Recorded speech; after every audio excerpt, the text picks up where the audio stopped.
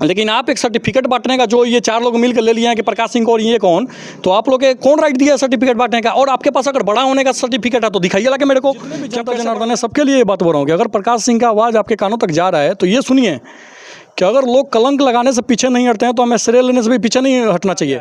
और इसलिए फलाना नेता तो उनकर बेटा के नेता बने के चाहिए, तो ये कहाँ से आ गया था भाई? मैंने दर्शाया कि मैं भी कोई मतलब भयभीत हो सकती है ना इस चीज़ों से। नहीं, जनता के लिए तो, आम जनता के लिए तो था ही नहीं। और जनता कभी भी किसी के चक्कर में नहीं रहती है। चक्कर में कोई रहता है तो कुछ नेता और उनके कुछ वाले, भैया यहाँ तो नहीं है, खर्चा कर देना, हुआ खर्चा कर देना, पिए के नादम तक वोट मिली। तो भाई तू लो, हम पहले हूँ वीडियो के माध्यम से कलर नहीं कि ऐसा लोग दूरे रहो, ऐसा लोग के वोटों की जरूरत नहीं है। हमारा सामाजिक तत्व हैं जो मेरे ऊपर टीका टिप्पणी कर रहे हैं, उनके बीच पहुँचाना था। और बाकी पूरे विधानसभा के क्षेत्र को एक संदेश देना था कि भाई मैं भी कह रहे हैं कि प्रकाश सिंह का बैकग्राउंड क्या है, तो प्रकाश सिंह का आखिर में रियल में बैकग्राउंड क्या है हम जानना चाहते हैं और तमाम दर्शक भी जानना चाहती है और विधानसभा के लोग खास तौर पे आपके बारे में जानना चाहते हैं, क्योंकि आपका जो वीडियो है काफ़ी ज़्यादा माहौल बना चुका है। अभी हमारे साथ महाराजगंज के युवा विधायक प्रत्याशी प्रकाश सिंह जी मौजूद हैं और प्रकाश सिंह जी से इसलिए हम लोगों का मुलाकात करना जरूरी हो गया क्योंकि इनके द्वारा इनके सोशल मीडिया अकाउंट से एक ऐसा वीडियो छोड़ा गया है जो पूरे विधानसभा में एक अलग माहौल बना के रख दिया है। बहुत ही एग्रेसिव मूड में होकर के किसी को जवाब देने की इनके द्वारा कोशिश की जा रही है और जवाब भी इस प्रकार से लग रहा है कि मारेंगे या पीटेंगे या फिर क्या करेंगे उस व्यक्ति के साथ, इनके बारे में जो व्यक्ति कुछ कहा होगा। आइए से जानने का प्रयास करते। भैया पहले बहुत आपका स्वागत है। जी, आपका भी बहुत बहुत धन्यवाद और आपके चैनल के माध्यम से देखने वाले तमाम दर्शकों का धन्यवाद और आपके निष्पक्ष पत्रकारिता को मैं सबसे सराहना करूंगा कि आप वीडियो देख के कम से कम पूछने तो आए।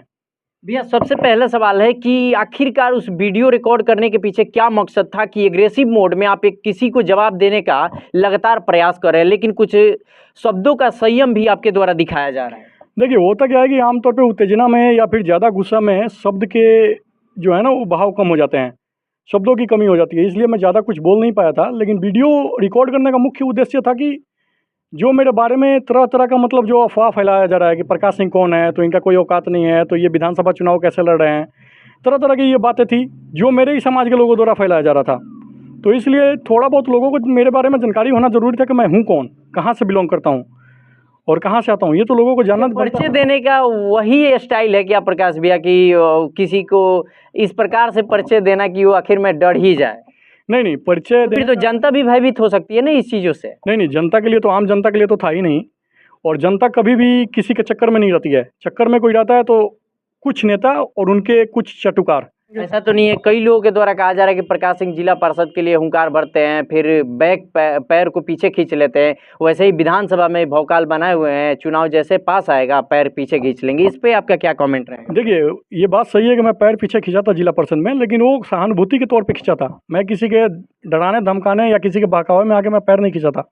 तो यहाँ पर तो कुछ ऐसा है नहीं, तो यहाँ जाहिर सी बात है लड़ूंगा मैं। अच्छा, आपको लोग कह रहे हैं कि प्रकाश सिंह का बैकग्राउंड क्या है, तो प्रकाश सिंह का आखिर में रियल में बैकग्राउंड क्या है हम जानना चाहते हैं और तमाम दर्शक भी जानना चाहती है और विधानसभा के लोग खास तौर पे आपके बारे में जानना चाहते हैं, क्योंकि आपका जो वीडियो है काफ़ी ज़्यादा माहौल बना चुका है पूरे विधानसभा में। सर देखिए बैकग्राउंड को लेके अब तो मैं कोई चर्चा नहीं करने के मूड में था, क्योंकि इससे क्या होता है ना कि लोगों में तमाम तरह की अभी और अफवाह फैलाई जा रही है कि प्रकाश सिंह अपने पूर्वजों का श्रेय ले रहे हैं या फिर ऐसा वैसा जैसा भी है।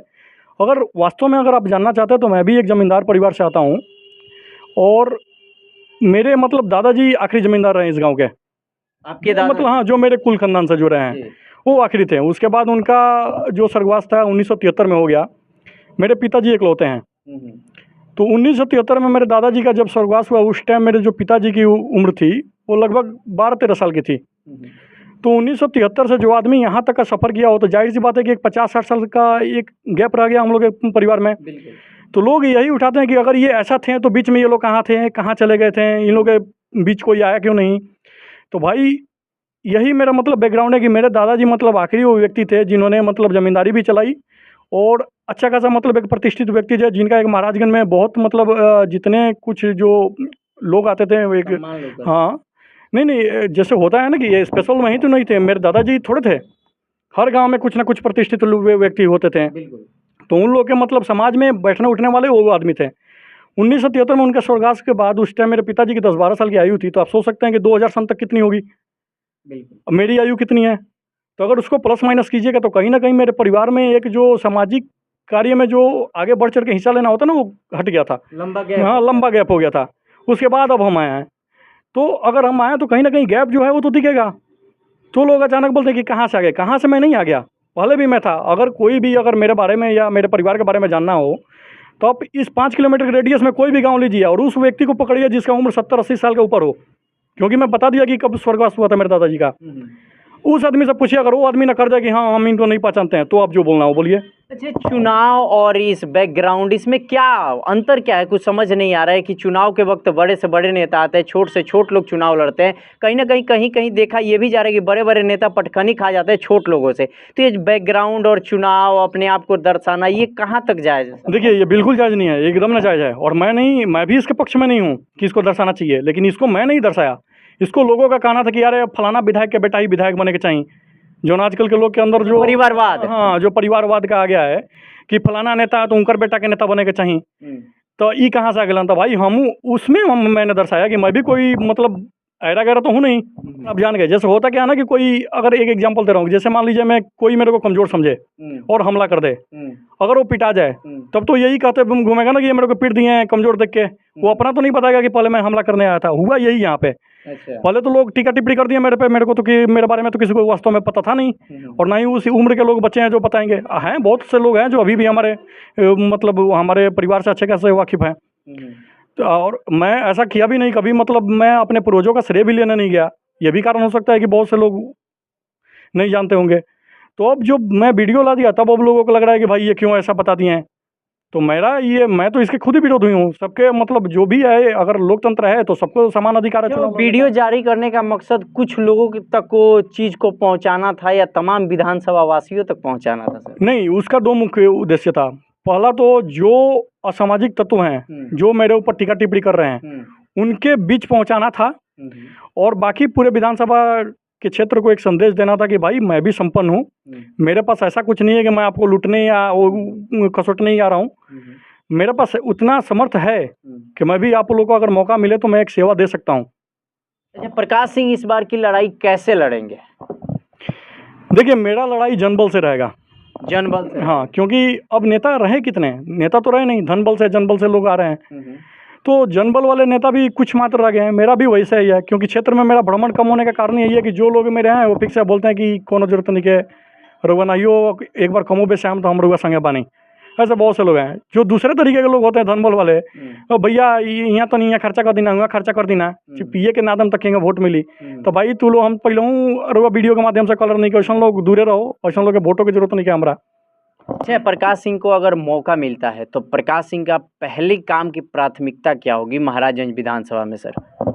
देखिए, इसके पहले भी मैं बोला था कि एक महाराजगंज में ज्वलंत मुद्दा है महाराजगंज को जिला बनाना। अब कई लोग इस वीडियो को, जब मैंने आपका जब सोशल मीडिया पे आया था ना, तो लोग बोल रहे थे कि जिला बनाने का मुद्दा को देख के ये रोटी सेक रहे हैं। ऐसा नहीं है। मेरा राजनीतिक क्षेत्र विधानसभा में दरौंदा विधानसभा क्षेत्र है, लेकिन भौगोलिक क्षेत्र आप देख रहे हैं महाराजगंज ही है। अगर कोई मेरे को पूछे कि कहाँ से है तो महाराजगंज से, मेरा पिन कोड भी महाराजगंज से लगता है। तो कहीं ना कहीं अगर महाराजगंज जिला बनता है तो मेरा भी उसमें फ़ायदा है, मेरे समाज के साथ साथ मेरा भी फायदा होगा। तो ये रहेगा मुद्दा हमारा। अच्छा, इतने बड़े बड़े लोगों के बीच में, बड़ी बड़ी पार्टियां के प्रत्याशियों के बीच में प्रकाश सिंह अपने आप को कहाँ पाते हैं? देखिए, कोई भी स्थान ना मैं स्वयं तय कर सकता हूँ और ना कोई नेता या उनके चटुकार तय कर सकते हैं। ये जनता तय करेगी। ये चुनाव में लड़ूंगा तब जनता बताएगी कि मैं कहाँ पे हूँ। तब मुझे लगेगा कि मेरे अंदर क्या कमी थी कि जनता ने मुझे नकार दिया, या क्या कमी थी कि जनता ने मुझे सर आँखों पे बैठा लिया। मिल रहा है कि प्रकाश सिंह अपने पूर्वजों का श्रेय ले रहे हैं, तो ये पूर्वजों का श्रेय लेने का मतलब क्या है? थोड़ी सी जनता के बीच में आप इस बात का स्पष्टीकरण करें सर। देखिए, मेरा कोई मकसद ऐसा नहीं था श्रेय लेने का, लेकिन अगर श्रेय मिलता है तो श्रेय कौन नहीं लेना चाहेगा। जब लोग कलंक लगाने से पीछे नहीं हटते हैं तो श्रेय लेने से भी हमें पीछे नहीं हटना चाहिए। और ये मेरे लिए नहीं है, मैं सबके लिए बोल रहा हूँ, तमाम दर्शकों के लिए भी बोल रहा हूँ, और जितने भी जनता जनार्दन है सबके लिए ये बात बोल रहा हूँ कि अगर प्रकाश सिंह का आवाज़ आपके कानों तक जा रहा है तो ये सुनिए कि अगर लोग कलंक लगाने से पीछे नहीं हटते हैं तो हमें श्रेय लेने से भी पीछे नहीं हटना चाहिए। और इसमें एक बात मैं क्लियर करूंगा कि मैं यही नहीं बोल रहा हूँ कि मैं ही बहुत बड़ा मतलब सामाजिक या प्रतिष्ठित खानदान से हूँ। बहुत से लोग हैं क्षेत्र में, हर कोई के दादा परदादा प्रतिष्ठित है, हर कोई के दादा परदादा वीर बहादुर। कोई भी बताता है क्या कि मेरे घर गलत है? नहीं, सब लोग सामान्य हैं और सबका मैं सम्मान करता हूँ। रहा बात श्रेय का, तो श्रेय सब किसी को लेना चाहिए, सबको ही लेता है। श्रेय कौन नहीं ले रहा है? श्रेय क्या मतलब अपने यादव भाई लोग नहीं लेते हैं। जब कृष्ण का वंशज बोल के यादव भाई श्रेय ले सकते हैं, जब श्री राम का वंशज बोल के राजपूत भाई अपना श्रेय ले सकते हैं, जब छत्रपति शिवाजी का वंशज बोल के कुर्मी भाई अपना श्रेय ले सकते हैं, जब सम्राट अशोक का वंशज बोल के कुशवाहा भाई अपना श्रेय ले सकते हैं। जब श्रेय लेने के लिए लोग हजारों वर्षों पीछे के पूर्वजों को याद कर ले रहे हैं, तो मैं तो अपने दादाजी का श्रेय ले रहा हूँ ना। और मैं अपना दादाजी का इकलौती संतान का मैं लड़का हूँ। मैं मतलब ऐसा भी तो नहीं है कि कोई मेरे चाचा हैं ताऊ हैं तो उसमें मैं ही अकेला क्यों आ गया। मैं अकेला हूँ तो मैं तो श्रेय लूँगा। तो श्रेय लेने के लिए मेरे कहने का मतलब कि अपने यहाँ के जितने भी मुसलमान भाई हैं वो मुगलों का श्रेय ले लेते हैं कि हम अकबर के बाबर के, जहाँ दूर दूर तक डीएनए मैच नहीं करता है वहाँ तक लोग श्रेय लेने से पीछे नहीं हटते हैं। तो मैं तो अपने खानदान का श्रेय ले रहा हूँ। और श्रेय कौन नहीं लेता आजकल? जिसके दादा डॉक्टर नहीं बोलता क्या कि दादा डॉक्टर हैं, जिसके पिताजी वकील है नहीं बोलता क्या कि मेरे पिताजी वकील हैं, जिसके अंदर जो अच्छाई होता है वो तो बताता ही है। अपना कमी तो कोई नहीं बताता। कमी आपका काम है कि आप ढूंढिए। अगर मेरे अंदर कोई कमी है, मेरे कोई परिवार में कमी है तो आप ढूंढिए।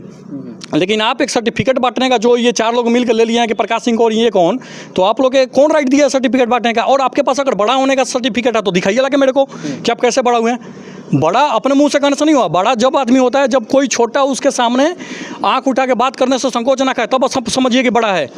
मेरे साथ ऐसा है क्या? आप आके कभी भी मेरे गांव में पता करिए, मेरे जात भाई को छोड़ के और बाकी जितने भी लोग हैं, मैं तो नहीं बोल रहा हूँ लेकिन बाकी लोग जैसे बोलते हैं कि हाँ छोटे या जो भी कास्ट के, सब लोग हम लोग के साथ बड़ा भी बैठते हैं, खाते हैं और बहुत प्यार करते हैं, बहुत मान सम्मान करते हैं। तो हमने तो कभी ऐसा नहीं किया। और ये बड़पन है हमारा कि हमारे दादा परदादाओं ने ज़मीन दाने की, बहुत लोग हमारे ज़मीन से लाभान्वित होते हैं। तो इतना होने के बाद भी तो मैं तो श्रेय ले ही सकता हूँ। लोग तो यहाँ तक कि मतलब पड़ोसी का श्रेय लेते हैं, हम फलाना के पटीदार हैं, फलाना विधायक जी का हम भतीजा हैं। लोग फूफा मामा ताता नाऊ के ताऊ के श्रेय लेने से नहीं हटते हैं। तो मैं अपना दादा परदादा का तो श्रेय, परदादा का भी नहीं ले रहा हूँ, मैं तो अपने दादा का ले रहा हूँ। दादा पे तो पूरा हक होता है नाती का, तो श्रेय तो मैं ले ही सकता हूँ। श्रेय लेना कोई गलत बात नहीं है। जब लोग कलंक लगाने से पीछे नहीं हटेंगे तो श्रेय लेना चाहिए और सबको लेना चाहिए। कहीं ना कहीं मुझे जहाँ तक लग रहा है कि विरोधियों के द्वारा षड्यंत्र के तौर पे प्रकाश सिंह को डैमेज करने का तो काम नहीं किया जा रहा है। बिल्कुल डैमेज करना तो जो है ही, क्योंकि है क्या कि देखिए अभी लोग बोलते हैं यहाँ पे क्या है ना कि अब समाज में विघटन होना शुरू हो गया है। जब भी क्या होता है ना कि सुविधा बढ़ता है तो विघटन होता है, जब सुविधा घटता है तो संगठन मजबूत हो जाता है। जैसे आप अमेरिका में जाइए, इंग्लैंड में कोई पड़ोसी को जानता भी नहीं है कि कोई कहाँ से आ गया। तो यहाँ पे यही है, ये समाज अब क्या है कि सुविधा बढ़ रही है, महाराजगंज आपका जिला बनने को अग्रसर है। तो जो लोग कभी हमारे छत्र छाया में रहे हैं उनको ये बात शोभा नहीं देगा। जो आज नए पे धन कमा लिए या धन अर्जन कर लिए तो बोलते हैं कि हम ही बड़े तो हम बड़े, तो उनको तो शोभा देगा नहीं कि मैं प्रकाश सिंह फिर कहाँ से आ गए, कहाँ से ये लोग टपक करे, कोई नहीं स्वीकार करेगा। तो षड्यंत्र तो होगा ही होगा।